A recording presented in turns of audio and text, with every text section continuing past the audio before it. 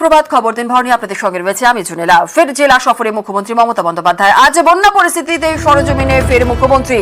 আজই পূর্ব বর্ধমান জেলা প্রশাসনের সঙ্গে বৈঠক মুখ্যমন্ত্রীর। মঙ্গলবার বীরভূম জেলা প্রশাসনের সঙ্গে বৈঠক মুখ্যমন্ত্রীর।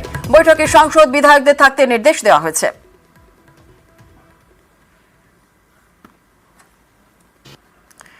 আর একদিকে আইএম এর নির্বাচনে লড়তে রাজি নন শান্তনু, আর অন্যদিকে ঘাটাল মাস্টার প্ল্যান না হলে 26-এ প্রচারে যাবেন না বলে জানালেন দেব। ঘাটাল মাস্টার প্ল্যান নিয়ে ফের সরব দেব। প্রকল্প বাস্তবায়নের জন্যই রাজনীতিতে ফেরা বলেই দাবি। 2026-এর আগে প্রকল্পের কাজ শুরু না হলে প্রচারে নয় বলেও দাবি। 2026-এ ভোটের আগে প্রচারে যাবেন না বলে দাবি দেবের। প্রচারে যাবেন না বলেই দাবি করলেন তারকা সাংসদ।